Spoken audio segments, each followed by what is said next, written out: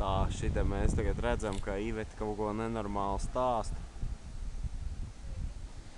Bet mums un šitam, man un šitam te jauneklim, tas esmu es, nav spēka tik tā lieta.